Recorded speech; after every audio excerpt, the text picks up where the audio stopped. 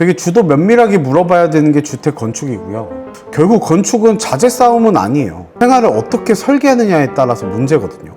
근데 이 생활을 설계하는 방식이 조금 일반 현장 시공은 건축주님들의 취미라든지 생활 활동이라든지 이런 것들에 맞춰서 니즈에 맞춰서 설계가 들어가기 때문에 굉장히 편안하죠. 근데 모듈주택 같은 경우는 그 이미 설계가 되어 있는 것들을 퍼다 나르는 거기 때문에 가격적인 측면에서 저는 메리트가 확실히 있어야 된다고 생각하거든요. 근데 지금 현 상황에서는 가격적인 메리트가 전혀 없어요. 네.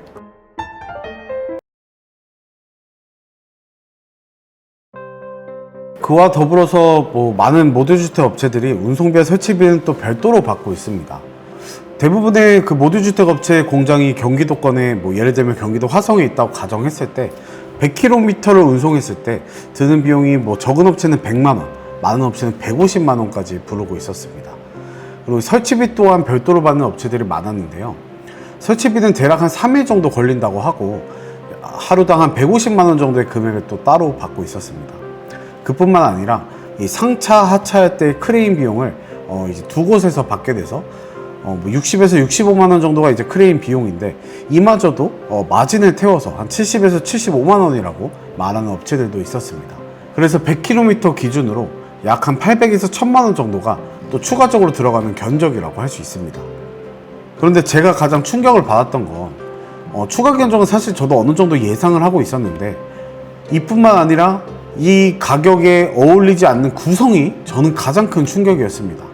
그래도 다행히 많은 업체들이 요새는 이제 가구들을 좀 포함해서 이 주택을 판매하고 있더라고요.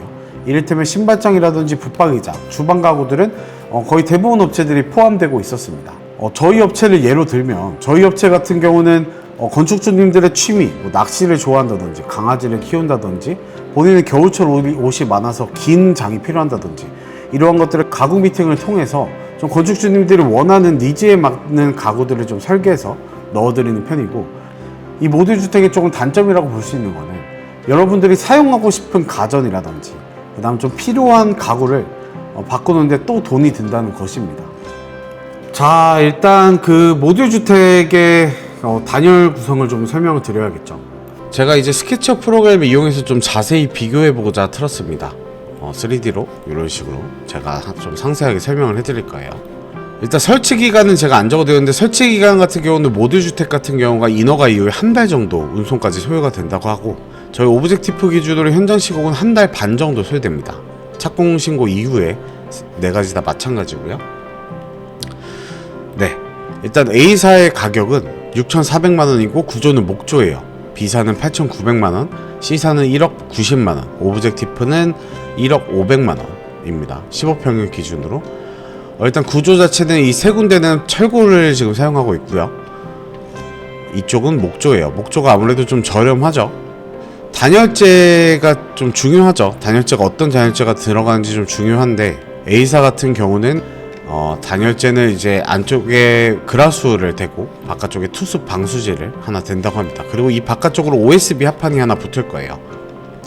B사 같은 경우는 이중 단열을 한다고 하는데, 상담해 주시는 분이 이제 대표자나 실무에 계신 분이 아니고 상담원이더라고요. 그래서 어떤 판넬이 들어가냐고, 외부에 이제 판넬류가 들어간다고 하시더라고요. 그래서 어떤 판넬이 들어가냐고 여쭤보니까 어떤 판넬인지는 잘 모른다고 말을 하는데, 사실 단열재 부분이 되게 중요하거든요.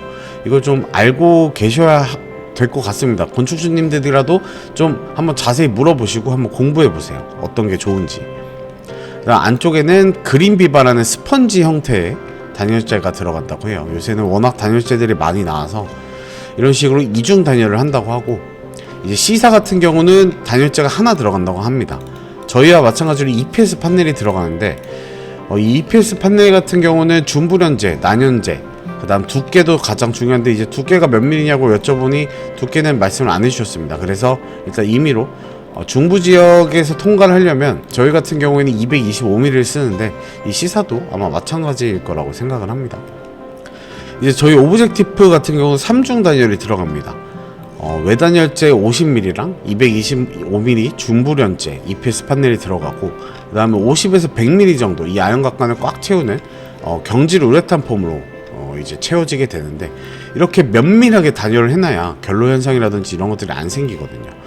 자, 이제 내벽체를 한번 살펴볼 겁니다. 내벽체도 되게 중요하죠. 목조주택 같은 경우는 목조 구조가 애초에 목조이기 때문에 이곳에 다루기 같은 보강을 좀 대고, 이 A사 같은 경우는 인테리어 보드로 시공을 한다고 합니다. B사 같은 경우는 철골 구조지만 안쪽에는 이 다루기상을 대고 자작나무 합판으로 마감을 한다고 합니다.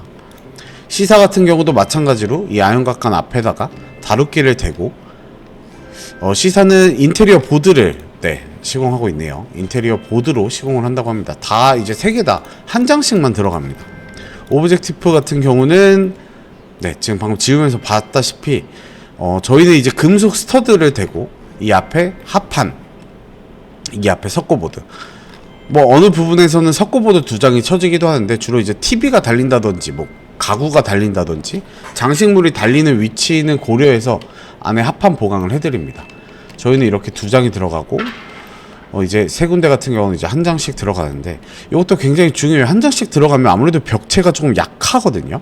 주먹으로 쳤을 때라든지 뭐 그럴 리는 없겠지만, 뭐 장식물을 건다든지 TV를 건다든지 이랬을 때 조금 아무래도 2장인 게 더 튼튼합니다. 밀리수 자체가 애초에 저희는 이제 20mm 정도 되고, 이쪽은 다 10mm 이하니까. 일단 내벽 같은 경우는 그렇습니다. 그리고 운송비를 이제 따져볼 건데요. 운송비는 A사 같은 경우는 200만원의 크레인 비용이 상하차 비용, 120만원이 별도라고 합니다. 지금 저는 2대 기준으로 말씀드리고 있어요. 왜냐면 15평형이기 때문에 한 대만 오는 게 아니고 2대가 오는 거라서 2대가 결합되는 구조가 15평형입니다. 그 다음에 이제 B사 같은 경우는 운송비가 300만원이고 크레인 비용은 120만원 별도로 들어간다고 합니다. 지금 저는 이제 100km 기준으로 여러분들한테 운송비를 설명해 드리고 있어요. 조금 더 멀면은 조금 더 비싸질 거니까 염두에 두고 계세요. 그리고 일단 C사 같은 경우는 운송비가 300만원이 들고 크레인 비용이 130만원이 든다고 합니다. 크레인 비용이 좀 비싸네요. 오브젝티프 같은 경우는 현장 시공이기 때문에 따로 운송비가 들어가지 않고, 설치비는 A사 300만원, B사 510만원, C사는 견적 안에 들어가 있다고 해요. 오브젝티프는 이것도 마찬가지로 없고 다 포함되어 있습니다. 기초공사 같은 경우는 이 4군데 다 별도로 들어가고 있어요.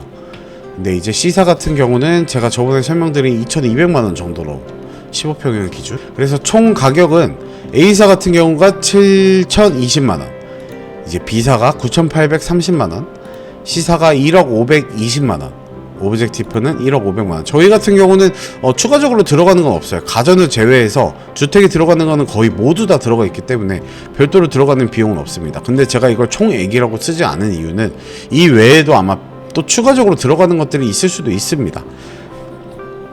일단은 제가 좀 물어본 것만 그리고 그들이 설명해 준 것만 제가 좀 작성을 했고요. 이렇게 해서 이제 4가지를 비교를 해봤습니다. 벽 두께 자체도 좀 한번 보시면, 목조주택 같은 경우는 좀 얇습니다. 일반 철거주택에 비해서 좀 얇은데, 이 단열재 부분이 저는 좀 많이 아쉬웠어요. 단열재 구성에서 이 가격이면, 사실 지금 이 가격이면 이 3중 단열 들어가야 뭐 3중 단열이 아니죠. 그래도 2중 단열 정도는 들어가야 된다고 생각을 하거든요. 이 단열재가 벽이 두꺼우면 두꺼울수록 이 내부 공기랑 외부 공기랑 아예 단절을 시켜버립니다. 어떤 공기가 맞는지, 밖이 추워도 안이 따뜻해도 이 결로 현상이 안 나는 가장 큰 중요한 게 이제 단열이거든요. 이렇게 애매하게 시공을 했을 때 외기랑 이제 내기랑 좀 너무 온도 차이가 심하면은 이 안쪽으로 결로 현상이 발생을 해요. 그래서 이 부분에 이제 그 습기가 맺히고 이슬이 맺히고 습해지겠죠. 곰팡이가 일어날 수도 있고요. 그러니까 목 같은 경우는 그 습에 굉장히 약합니다. 이 3군데 전부 다 이제 목 구조인데, 뒤틀림이라든지 이런 것들이 시간이 한 2-3년 지나면 무조건 발생할 거라고 생각을 합니다. 저희는 애초에 이렇게 통기밀하게 금속으로도 시공이 되기도 하고, 현재 저희 지금 이 방식으로 지은 주택에서는 결로 현상 한 번도 안 일어났습니다. 이 단열을 잘 해내야 이 겨울철 난방비도, 그 다음 여름철 냉방비도 굉장히 차이를 많이 보일 겁니다. 이런 전기세도 좀 면밀하게 비교를 해드리고 싶은데, 일단은 저는 이렇게만 비교를 해서 안내를 해드리겠습니다. 지금 여러분들이 모듈주택 업체한테 물어봐야 되는 것들이 어떤 것들이 있는지 좀 아셨을 수도 있을 것 같아요. 일단 첫 번째로 이 온라인상의 금액 외에 추가적으로 들어가는 비용이 어떤 것이 있느냐, 그 다음에 두 번째 가장 중요한 단열재는 어떤 것들이 들어가느냐. 근데 이거를 좀 면밀하게 물어보셔야 돼요. 몇 미리를 쓰는지. 열관유율 사실 이런 얘기하면 조금 뭐 그럴 수 있는데, 열관유율이 분명히 통과가 되니까 준공이 날 거예요. 허가가 떨어질 거고. 그렇지만 이 열관유율만 통과했을 때 여러분들의 그 단열 성능이 옳지만 않아요. 지금 제가 네 가지 비교를 해드렸는데, 제가 지금 이거 벽체만 비교한 거거든요. 되게 주도 면밀하게 물어봐야 되는 게 주택 건축이고요. 결국 건축은 자재 싸움은 아니에요. 생활을 어떻게 설계하느냐에 따라서 문제거든요. 근데 이 생활을 설계하는 방식이 조금 일반 현장 시공은 건축주님들의 취미라든지 생활 활동이라든지 이런 것들에 맞춰서, 니즈에 맞춰서 설계가 들어가기 때문에 굉장히 편안하죠. 근데 모듈주택 같은 경우는 그 이미 설계가 되어 있는 것들을 퍼다 나르는 거기 때문에 가격적인 측면에서 저는 메리트가 확실히 있어야 된다고 생각하거든요. 근데 지금 현 상황에서는 가격적인 메리트가 전혀 없어요. 네, 없습니다. 이럴 바엔 그냥 진짜 현장 시공하는 게 훨씬 나을 정도로 가격적 메리트가 없습니다. 다음 이제 영상에서는 왜 제가 이 현장 시공을 고집을 하는지, 그리고 목조주택과 철골주택, 그리고 콘크리트 주택이 어떻게 다른지 이 두 가지를 좀 다뤄볼까 합니다. 우선은 영상은 오늘 여기까지 좀 마치도록 하고요. 이 영상이 여러분들한테 좀 도움이 됐으면 좋겠습니다. 앞으로 좀 많은 정보와 좋은 정보들을 들을 수 있도록 저도 좀 불철주야 노력하도록 하겠습니다. 감사합니다.